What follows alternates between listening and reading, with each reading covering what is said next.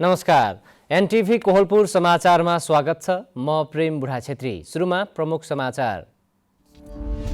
लुम्बिनी प्रदेश सभा बैठकमा जनजीविकाको सवालदेखि संघीयताको औचित्यको विषयको उठान। किसानले मल बिउ पाउनुपर्ने मुख्य एजेन्डा।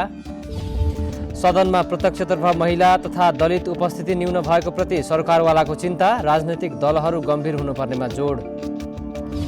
केही दिनदेखि बढेको चिसोका कारण कपिलवस्तु अस्पतालमा बिरामीको संख्या बढ्दै। स्वास्थ्य सावधानी अपनाउन चिकित्सकको आग्रह। सन् 2022मा रुसी ग्यास निर्यात झण्डै आधाले घट्यो। रुस युक्रेन युद्धपछि प्रतिबन्धका कारण आपूर्ति झण्डै 55%मा सीमित। र नेपाल टी20 लिग अन्तर्गत आजको खेलमा काठमाडौँ नाइट्स र लुम्बिनी अल स्टार विजयी। लुम्बिनी 14 अङ्कसहित शीर्ष स्थानमा कायमै।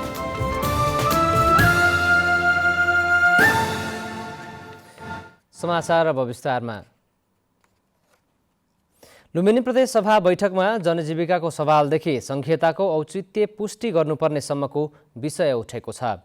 किसानले समयमा मल बिउ पाउन नसकेको देखि प्रदेशसँग जनतालाई जोड्नुपर्ने सम्मका विषय बैठकमा उठेका छन्।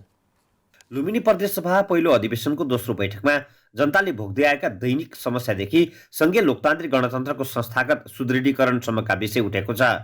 प्रदेशसँग जनताको भावनाहरू नजोडिँदासम्म प्रदेशको स्थायित्व चुनौतीपूर्ण रहेको भन्दै अबको 5 वर्ष प्रदेशसँग जनताको भावना अनिवार्य जोड्ने गरी काम गर्नुपर्ने धारणा व्यक्त गरिएको छ। संसदमा प्रतिनिधित्व गर्ने सबै राजनैतिक दलको बीचमा एकता र साझा प्रयासबाट प्रदेशलाई समृद्ध गर्न सकिनेमा जोड दिएको हो। नेपाली कांग्रेस संसदीय दलका नेता दिलीबहादुर चौधरीले दोस्रो कार्यकालमा संघीयताको औचित्य पुष्टि गर्दै जनभावना अनुसार काम गर्नुपर्ने जिम्मेवारी रहेको बताउनुभयो। थुप्रै नियम कानुनहरू बनाएका छन्। ती साँच्चै नियम कानुनहरू लागू गर्न लायक छन् कि छैनन्, ती नियम कानुनहरू लागू भएको छ कि छैन, त्यो जनताको पक्षमा छ कि छैन, त्यो एकचोटि अवलोकन गर्ने बेला पनि आएको छ। जनतासँग प्रदेश सरकार अनिवार्य रूपमा जोडिनुपर्ने र त्यसका लागि सोही अनुसार कार्यक्रम बनाउनु पर्ने आवश्यक छ। नेकपा माओवादी केन्द्र संसदीय दलका नेता जोगबहादुर महराले नयाँ जिम्मेवारी काँधमा आएको स्मरण गर्दै जनताको भावना अनुसार काम गर्न सामूहिक प्रयासको खाँचो पर्ने बताउनुभयो। हामी सबै एउटा उच्च राजनैतिक संस्कारबाट जनताको आशा र अपेक्षालाई पुरा गर्नको निम्ति हामी सबैको सामूहिक बल, सामूहिक विवेक, सामूहिक बुद्धि, सामूहिक प्रयासद्वारा हामी सम्पन्न गर्न सक्छौँ भन्ने आत्मविश्वास लिएको छु। प्रदेशको समृद्धि र विकास पहिलो एजेन्डा बन्नुपर्ने सुझाव प्रदेश सभा सदस्यहरूको छ। 5 वर्षीय कार्यकाल सुरु भएको समयमा जनभावना अनुसार काम गर्नुपर्ने जिम्मेवारी स्मरण गरिरहेका छन्। प्रदेश सभालाई समृद्ध बनाउने गरी काम गर्ने प्रदेश सभा सदस्य भगवती अधिकारीले बताउनुभयो। समृद्धिको दिशातिर डोर्याउनको लागि सम्पूर्ण माननीय सदस्यहरू अग्रसर रहनुहुनेछ र यसको लागि म आफू पनि तयार रहेको म अनुरोध गर्न चाहन्छु। लुम्बिनी प्रदेशलाई समृद्ध बनाउन सकिने आधारहरूको खोजी गरेर सोही अनुसारको नीति तथा कार्यक्रम बनाउनतर्फ ध्यान दिनुपर्ने देखिन्छ। दशरथ घिमिरे, नेपाल टेलिभिजन, लुम्बिनी प्रदेश, दाङ। 5 वर्ष प्रदेश स्थापना पुरा भएको अवधिको भएका मुख्य उपलब्धिहरू लुम्बिनी प्रदेश सरकारले प्रदेश सभाको पहिलो बैठकमा सार्वजनिक गरेको छ। दोस्रो कार्यकालका लागि निर्वाचित प्रदेश सभा सदस्यहरूको पहिलो बैठकलाई सम्बोधन गर्दै लुम्बिनी प्रदेश प्रमुख अमिक शेरचनले बितेको 5 वर्षको उपलब्धिको बारेमा जानकारी दिनुभएको हो। प्रदेश सरकारको नामाकरण र स्थायी राजधानी घोषणा गरी घोषित राजधानीबाटै कामकाज सुरु गर्नु बितेको 5 वर्षमा प्रदेश सरकारले गरेको सबैभन्दा महत्त्वपूर्ण उपलब्धि भएको प्रदेश प्रमुख अमिक शेरचनले बताउनुभयो।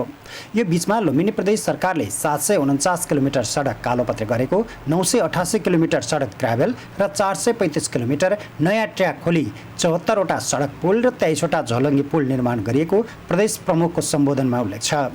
यसैगरी बितेको 5 वर्षमा 3298 हेक्टर क्षेत्रफलमा सिँचाइ विस्तार, 608 वटा स्यालो ट्युबवेल तथा 1805 वटा सिँचाइ कुलो निर्माण गरिएको लुम्बिनी प्रदेश सरकारले जनाएको छ।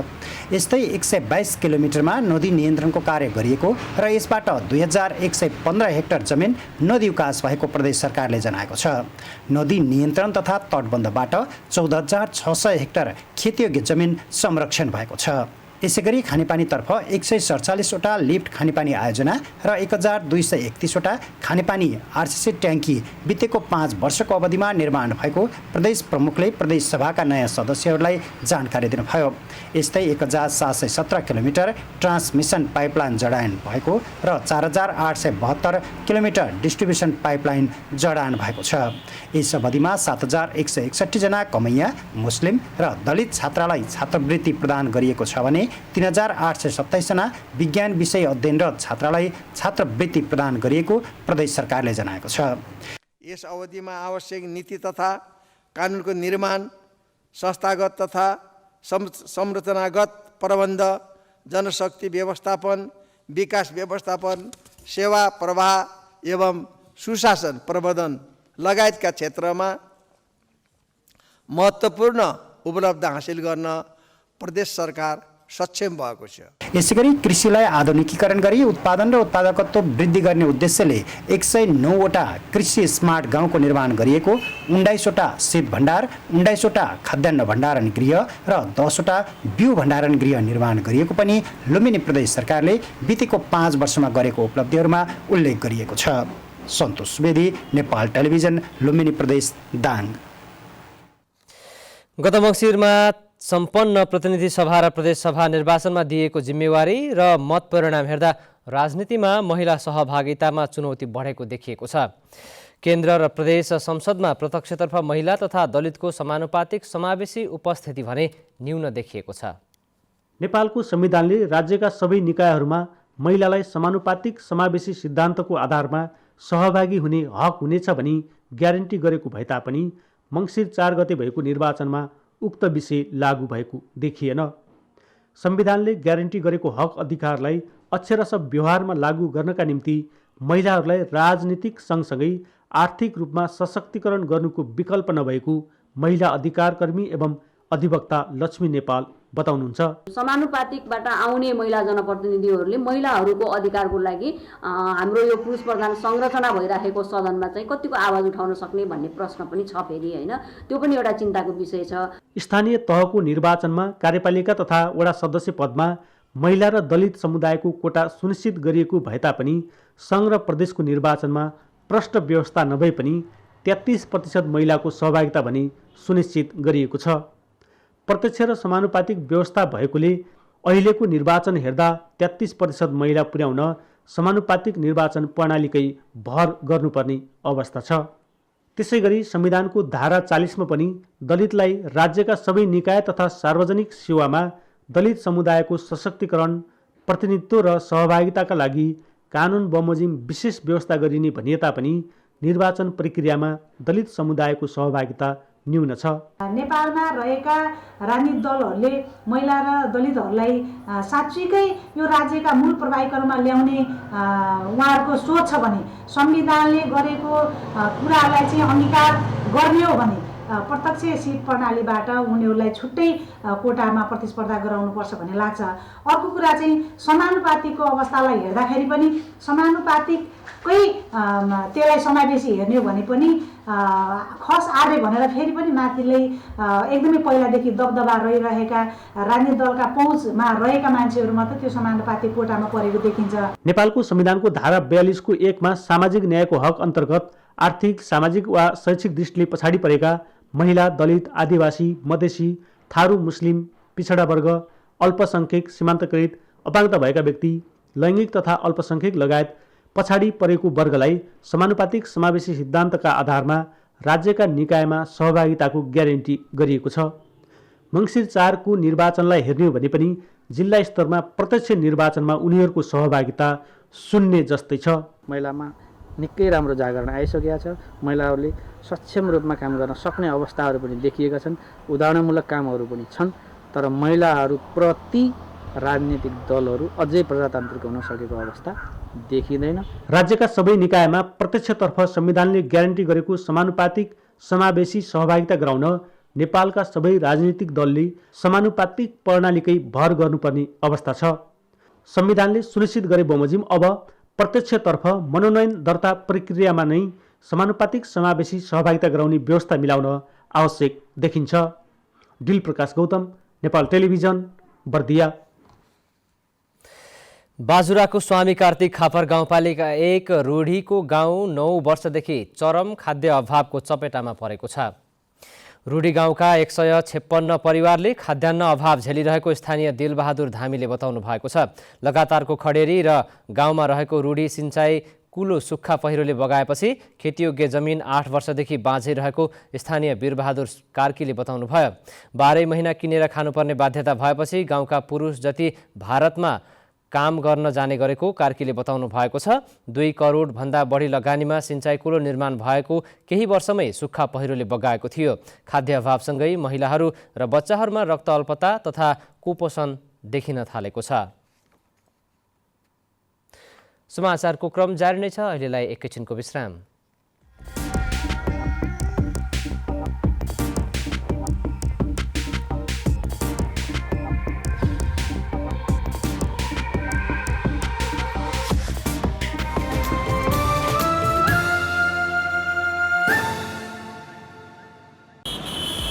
सवारी चलाउँदा अथवा यात्रा गर्दा ध्यान दिनुपर्ने कुराहरू।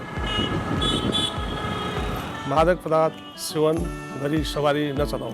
चालकले मादक पदार्थ सेवन गरेको थाहा पाए यात्रुले प्रहरीलाई खबर गरौँ। जेब्रा क्रसिङबाट बाटो काटौँ र सिट क्षमताभन्दा बढी यात्रा नगरौँ। सवारी चलाउँदा मोबाइल फोनको प्रयोग नगरौँ र सडकमा ध्यान केन्द्रित गरौँ। सवारी साधनको छतमा बसेर यात्रा नगरौँ र पैदल हिँड्दा सकभर फुटपाथको प्रयोग गरौँ। रातिको समयमा अरू सवारी साधनलाई बाधा हुने गरी हाइलाइटको प्रयोग नगरौँ। ट्राफिक नियम मिचेकोमा गर्व होइन, लाज मान्ने गरौँ। तीव्र गति जीवन क्षति। बिस्तारै गए अवश्य पुगिन्छ, छिटो गए भन्न सकिन्न। याद गर्नुहोस्, तपाईका परिवारले तपाईलाई पर्खिरहेका छन्। जनचेतनाका लागि एनटिभी कोहलपुरद्वारा जारी सन्देश। विश्रामपछि समाचारमा पुनः स्वागत छ। अब बाँकी समाचार। देशका धेरैजसो ठाउँमा हुस्सु कुहिरो लागेकाले यात्रा गर्दा सावधानी अपनाउन मौसमविदले आग्रह गरेका छन्। केही दिन यता देशका पहाडी क्षेत्रमा बिहान पख र तराईका जिल्लाहरूमा दिउँसो समय हुस्सु कुहिरो लाग्दै आएको छ। यसले सडकलाई हवाई क्षेत्रको यात्रा प्रभावित हुन थालेको छ। हुस्सु कुहिरो लागेका बेला भिजिबिलिटी अर्थात् दृश्य क्षमता घट्ने र त्यस्तो बेला दुर्घटनाको जोखिम हुने भएकाले सावधानी अपनाउन मौसमविदले आग्रह गरेका हुन्। लगातारको बाक्लो हुस्सुले तराईका जिल्लाको उडान अवतरण हरेक दिन जसो प्रभावित हुन थालेको छ। दुर्घटना रोकथामका लागि तीव्र गतिमा गाडी नचलाउन र सडक वारपार गर्दा गाडी आए नआएको राम्ररी हेर्न ट्राफिक प्रहरीले आग्रह गरेको छ। यस्तै मोटरसाइकल र साइकल चलाउँदा टल्कने खालको ज्याकेट लगाउन पनि प्रहरीले आग्रह गरेको छ भने पैदल यात्रुलाई कानमा इयरफोन लगाएर नहिँड्न सुझाव दिएको छ। कपिलवस्तुमा विगत केही दिनदेखि बढेको चिसोका कारण कपिलवस्तु अस्पतालमा बिरामीको सङ्ख्यामा वृद्धि हुन थालेको छ। चिसो हावा, हुस्सु र बाक्लो कुहिरो लागेका कारण मौसम असहज हुँदा बिरामीहरूको चाप बढ्दै गएको हो। कपिलवस्तुमा विगत केही दिनदेखि बढेको चिसोका कारण कपिलवस्तु अस्पतालमा बिरामीको सङ्ख्यामा वृद्धि भएको छ। चिसो हावा, हुस्सु र बाक्लो कुहिरो लागेका कारण यहाँको मौसम असहज भएको छ। जिल्ला अस्पतालमा उपचारको लागि पहिले भन्दा बढी बिरामी आउन थालेको कपिलवस्तु अस्पतालका डाक्टर अमूल्य पाठकले बताउनु भएको छ। उहाँका अनुसार चिसोकै कारण यहाँका स्वास्थ्य केन्द्र लगायत जिल्ला अस्पतालमा ज्वरो, रुगाखोकी, दम, कोल्ड डायरियाका बिरामीको सङ्ख्यामा वृद्धि भएको बताउनुभयो। जाडो मौसममा विन्टरमा आउने बिरामीहरू जस्तै निमोनियाको केसेसहरू खास गरी बालबालिकामा अनि वृद्धमा बढ्दै गएको छ। निमोनिया भयो, तपाईँको आस्थमाहरूको दम सम्बन्धी बिमारीहरू धेरै बढेको छ। अनि अहिले हालसाल हप्ता 2 हप्ता पछिमा अलि तपाईँको ब्लड प्रेसर, उच्च रक्तचाप र उक्त रक्तचापका कारण हुने तपाईँको मस्तिष्कघातका बिरामीहरू पनि व्यापक रूपमै बढ्दै गएका छन्। अहिले पनि हाम्रो हेर्न सक्नुहुन्छ इमर्जेन्सीमा 2 जना बिरामी मस्तिष्कघातका अहिले पनि उपचाररत नै छन् हैन। यस्तै हो प्रायः तर यही तपाईँको ब्लड प्रेसर अनि सास प्रश्वास सम्बन्धी समस्या लिएर धेरै नै बिरामीको चाप अहिले बढेको छ। लगातार बढ्दै गएको जाडोबाट सबैभन्दा बढी बालबालिका, वृद्ध र सुत्केरी महिला बढी प्रभावित भएका छन्। साथै आर्थिक रूपले कमजोर व्यक्ति समेत बढ्दै गएको जाडोको प्रत्यक्ष मारमा परेका छन्। बालबालिका, वृद्धा र सुत्केरी महिलामा रुगाखोकी, ज्वरो, दम, हात गोडा सुन्निने, दुख्ने लगायतका समस्या देखिएका डाक्टर पाठकले बताउनुभयो। 6 नगरपालिका र 4 गाउँपालिका रहेको कपिलवस्तुका विभिन्न गाउँ बस्तीमा जाडोबाट बच्नका लागि ठाउँ-ठाउँमा स्थानीयहरूले आगो बालेर ताप्ने गरेको देखिन्छ। वासुदेव वर्मा, नेपाल टेलिभिजन, लुम्बिनी प्रदेश, कपिलवस्तु। लागु औषध प्रयोग र कारोबार बढ्दै गएको जुम्लामा रोकथाम र नियन्त्रण चुनौतीपूर्ण बन्दै थालेको छ। दुर्व्यसनी नियन्त्रणका लागि विगतमा गरिएका प्रयासहरू सफल हुन नसकेपछि प्रहरीले सदरमुकाम खलङ्गामा ट्युसन पढिरहेका विद्यार्थीलाई लक्ष्य गरी कार्यक्रम सञ्चालन गरेको छ। आधा दर्जन ट्युसन सेन्टरका करिब 800 विद्यार्थीलाई ट्युसन सेन्टरमै लागु औषध दुर्व्यसनीका असरबारे सचेत गराइएको जिल्ला प्रहरी कार्यालय जुम्लाले जनाएको छ। प्रहरीका अनुसार बितेको 3 वर्ष यता लागु पदार्थ कारोबार र प्रयोगमा संलग्न 18 देखि 40 वर्ष उमेर समूहका 44 जना पक्राउ परेका छन्, जसमा 18 वर्षभन्दा मुनिका 3 जना, त्यस्तै 40 देखि 60 वर्षका 2 जना पक्राउ परेको जुम्लाका प्रहरी नायब उपरीक्षक नरेन्द्र चन्दले जानकारी दिनुभयो। गुल्मीको रेसुङ्गा बहुमुखी क्याम्पसलाई रेसुङ्गा नगरपालिकाले 50 लाख आर्थिक सहयोग गरेको छ। क्याम्पसलाई आर्थिक सङ्कट भएपछि रेसुङ्गा नगरपालिकाले 1 करोड सहयोग गर्ने जनाएको थियो। सोही अन्तर्गत क्याम्पसलाई प्रथम किस्ता स्वरूप नगर प्रमुख खिलध्वज पन्थीले सञ्चालक समितिका अध्यक्ष श्री प्रसाद भलामीलाई 50 लाखको चेक हस्तान्तरण गर्नुभएको हो। बाँकी 50 लाख केही समयपछि दिइने रेसुङ्गा नगरपालिकाले जनाएको छ। रेसुङ्गा बहुमुखी क्याम्पसले आर्थिक सङ्कट भएपछि सञ्चालक समितिले आर्थिक सङ्कटकाल घोषणा गरेको थियो। ठेक्का सम्झौता गरेको 9 महिनापछि चाइना स्टेट कन्स्ट्रक्सन इन्जिनियरिङ कम्पनीले सिद्धबाबा सुरुङ मार्गको विस्तृत डिजाइन सडक विभागलाई बुझाएको छ। आयोजनाको डिजाइन निर्माण लगायत काम गर्ने गरी इपिसी मोडलमा 7 अर्ब 34 करोड 21 लाख लागतमा विभाग र कम्पनी बीच ठेक्का सम्झौता भएको छ। सिद्धार्थ राजमार्गको बुटवल तानसेन सडक खण्डमा पर्ने 1126 मिटर लम्बाइको सुरुङ बनाउन 2078 जेठमा ग्लोबल टेन्डर आह्वान भएको थियो। ठेक्का सम्झौतामा 9 महिनाभित्र आयोजनाको डिजाइन विभागमा पेश गर्नुपर्ने शर्त रहेको थियो। सोही अनुसार कम्पनीले आयोजनाको डिजाइन विभागमा पेश गरेको हो। त्यस लगत्तै विभागले पनि आयोजनाको विस्तृत डिजाइनमाथि छलफल गर्ने तथा स्वीकृत गर्ने प्रक्रिया समेत अघि बढाएको सडक विभागका महानिर्देशक अर्जुन जङ थापाले बताउनु भएको छ। ढिलोमा 1.5 महिनामा आयोजनाको निर्माण कार्य सुरु हुने बताइएको छ। सिद्धार्थ राजमार्गको बुटवल तानसेन खण्डमा पर्ने 1126 मिटर लम्बाइको सिद्धबाबा सुरुङ मार्गको विस्तृत डिजाइन तयार भएको छ।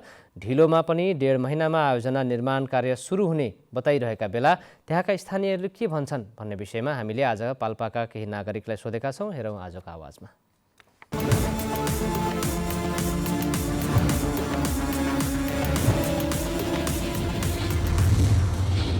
तानसेन बुटवलको सिद्धबाबा मार्गको सुरुङ मार्ग बन्दाखेरि हामी अत्यन्तै खुसी भएका छौँ। सिद्धबाबा मार्गलाई मृत्यु मार्गको रूपमा हामीले लिएका थियौँ। अब धेरै नेपालीहरू पाल्पालीहरूले त्यहाँ ज्यान जोगाउनु नपर्ने भयो र साथसाथै त्यो मार्ग सहज हुँदाखेरि यहाँ तानसेनको पहुँच र तानसेनको पर्यटकीय क्षेत्रमा पनि यसले निकै ठुलो टेवा पुग्ने हामीले महसुस गरेका छौँ। हामी अत्यन्तै खुसी छौँ। यो सुरुङ मार्ग बन्दै गर्दाखेरि हिजोका दिनमा जस्तो सुरुङ बन्दैछ भन्ने कसैलाई पनि त्यो ढाँट छलकपट नहोस् र जति पनि हाम्रो सङ्घ प्रदेश हुँदै हाम्रो सांसदहरू मान्यज्यूहरूले पनि यसलाई निरन्तरता दिँदै निरीक्षण गर्दै निरन्तरता दिँदै यस मार्गलाई चाहिँ छिटोभन्दा छिटो सम्पन्न गरेर हामीलाई एउटा सेवामुखी र एउटा यात्रालाई सफल गराउने हिसाबले चाहिँ हामीलाई चाहिँ सेवा गर्नुहुनेछ भन्ने आशा छ र अनि आउने दिनहरूमा पनि यो सुरुङ मार्गको विकल्प फेरि पनि यस्ता दुर्घटनाहरू हुने सम्भावना बढी हुँदाखेरि यसलाई चाहिँ सुरुङ मार्गले एकदमै हामीलाई चाहिँ सामाजिक हिसाबले राजनीतिक हिसाबले जोडिएको हुँदाखेरि यसलाई चाहिँ राम्रोसँग व्यवस्था भइदिएपछि हाम्रो सबैको यो पाल्पा जिल्लाको पनि अनि सबै ओहोरदोहोर गर्ने यात्रुहरूको पनि सुरक्षा हुन्छ भन्ने मलाई लागेको छ। पाल्पालीको लागि यो खुसीको खबर पनि हो। तर यसले चाहिँ कतिको निरन्तरता दिन्छ र अथवा कति सफल हुन्छ भन्ने कुराहरू हामीले सोच्नुपर्ने पनि कुरा हुन्छ र पर्खेर हेर भन्ने कुराहरू पनि हुन्छ र यसले चाहिँ पक्कै पनि सुरुङ मार्ग चाहिँ सफल भयो भने यसले चाहिँ पालपालीहरूको चाहिँ ज्यान जोगिने बाट र चाहिँ अरू कुराहरूबाट पनि पालपालीहरू चाहिँ सुरक्षित हुन्छन् भन्ने कुरामा हामी विश्वास पनि छौँ। र अर्को कुरा के छ भन्दाखेरि पालपालीहरू बुटोल जाँदाखेरि घरमा हिसाब किताब बुझाएर जान नपर्ने अवस्था चाहिँ सिर्जना होस् भन्ने मेरो चाहिँ शुभकामना र यसले चाहिँ सधैँभरि चाहिँ पाल्पाले चाहिँ सम्झने बाटो चाहिँ बनोस्। यो पाल्पाको सम्पूर्ण पक्षको विकासका निम्ति यसले महत्त्वपूर्ण भूमिका निर्वाह गर्नेछ। यहाँको शैक्षिक पक्ष, यहाँको पर्यटकीय पक्ष, यहाँको राजनीतिक, सामाजिक र आर्थिक पक्षलाई यसले महत्त्वपूर्ण भूमिका निर्वाह गर्नेछ भन्ने हामीलाई लागेको छ। तथापि अब राज्यको यो राज्य नीतिमा परिवर्तन आएन भने यो काम सम्पन्न होला भन्ने पनि हो र विगतका दिनहरूलाई हेर्दा हामी अझै पनि आशावादी हुन सकेका छैनौँ। भोलिको दिन कसरी जान्छ, राज्यको नीति कसरी जान्छ, यहाँको जिम्मा लिएको ठेकेदार कम्पनीहरूले कसरी काम गर्छ, यसमा महत्त्वपूर्ण भूमिका निर्वाह गर्छ भन्ने लाग्छ।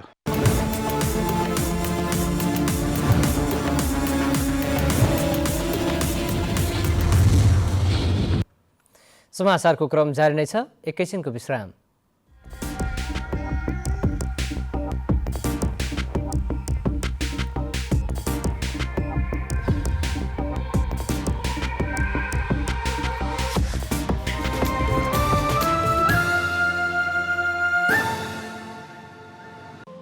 केही नयाँ, केही फरक।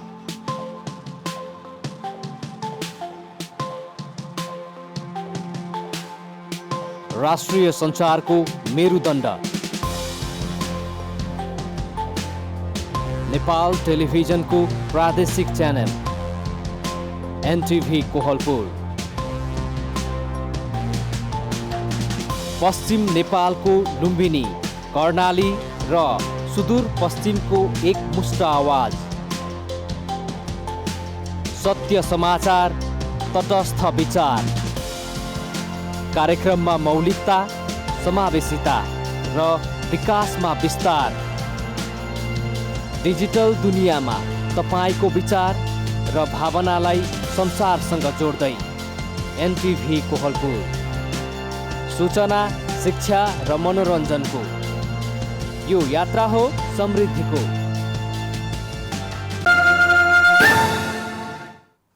तपाईँ एनटिभी कोहलपुर हेर्दै हुनुहुन्छ। अब बाँकी समाचार।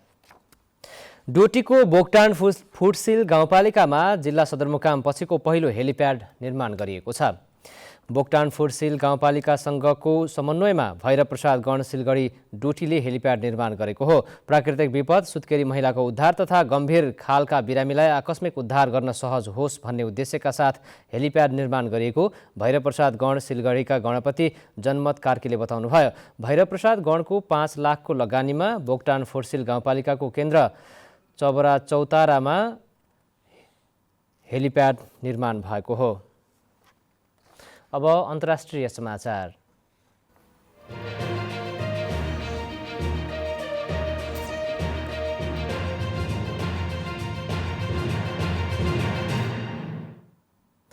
सन् 2022मा रुसी ग्यास निर्यातमा 45.5%ले घटेको ग्यास कम्पनी गजप्रोमको तथ्याङ्कले देखाएको छ। पूर्व सोभियत गणतन्त्रको समूह बाहिरका देशहरूमा रुसी ग्यास निर्यात सन् 2021मा 185.1 अर्ब क्युबिक मिटर थियो। पहिले गजप्रोमको मुख्य निर्यात बजार युरोप थियो, तर सन् 2022मा युक्रेनमा रुसको आक्रमणपछि प्रतिबन्धका कारण आपूर्तिमा झन्डै आधाले कमी आएको छ। रुससँग आफ्नो पश्चिमी साइबेरियाली र आर्कटिक ग्यास क्षेत्रहरूबाट चीनमा ग्यास ढुवानी गर्न पाइपलाइन छैन, तर रुसले झन्डै 1 दशक अघिदेखि नयाँ क्षेत्रको विकास तथा पावर अफ साइबेरिया नामक पाइपलाइन निर्माण गर्न सुरु गरेको छ। अब आर्थिक समाचार।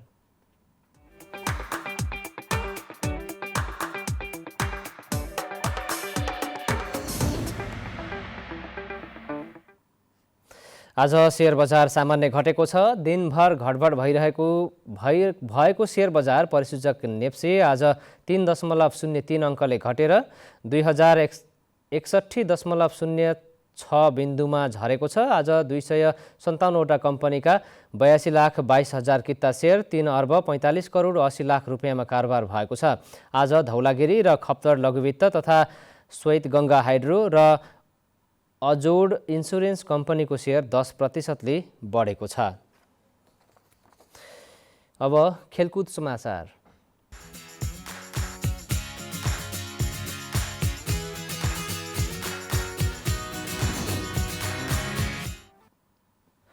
राजधानीमा जारी पहिलो संस्करणको नेपाल टी20 लिगमा आज काठमाडौँ नाइट्स र लुम्बिनी अल स्टार विजयी भएका छन्। पहिलो खेलमा काठमाडौँले विराटनगरलाई 34 रनले पराजित गरेको हो। खेलाडी र आयोजक बीचको विवादका कारण ढिला गरी सुरु भएको खेल 9 ओभरमा झारिएको थियो, जसमा काठमाडौँले दिएको 93 रनको लक्ष्य पछ्याएको विराटनगरले 8 ओभर 5 बलमा अल आउट हुँदै 58 रन मात्रै बनाउन सक्यो। त्यसअघि टस जितेर पहिले ब्याटिङ गरेको काठमाडौँले 9 ओभरमा 5 विकेट गुमाएर 92 रन बनाएको थियो। आज भएको अर्को खेलमा लुम्बिनी अल स्टार्सले जनकपुर रोयल्सलाई पराजित गरेको छ। लुम्बिनीले दिएको 179 रनको लक्ष्य पछ्याएको जनकपुरले 20 ओभरमा 5 विकेट गुमाएर 173 रन मात्रै बनाउन सक्यो। त्यसअघि पहिले ब्याटिङ गरेको लुम्बिनीले 19 ओभरमा 8 विकेट गुमाएर 178 रन बनाएको थियो। लुम्बिनी 8 खेलमा 14 अङ्कसहित अङ्क तालिकाको शीर्ष स्थानमा रहेको छ। जनकपुर 8 खेलमा 10 अङ्कसहित अङ्क तालिकाको दोस्रो स्थानमा कायम रहेको छ। अब मौसम।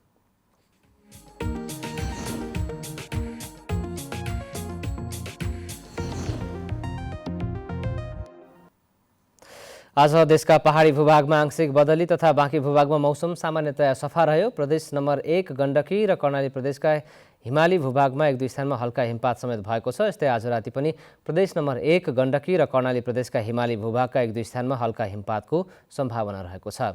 अब मौसम सम्बन्धी थप विवरण।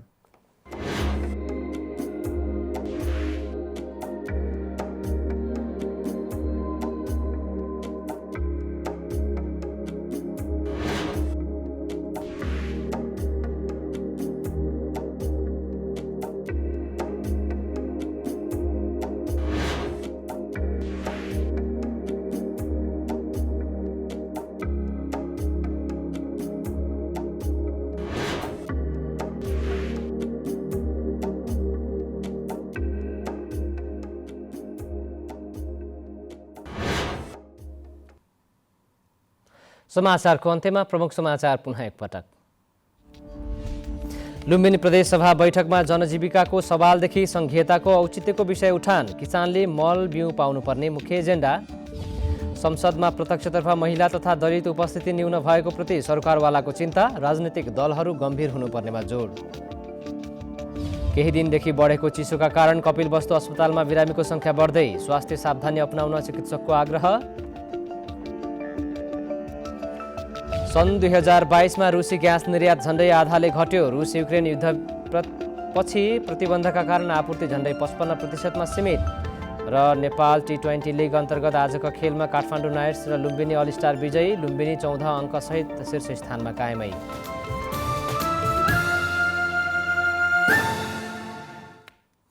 हवस् त अहिलेलाई समाचारको सिलसिला यति नै। बिदा दिनुहोस्। नमस्कार।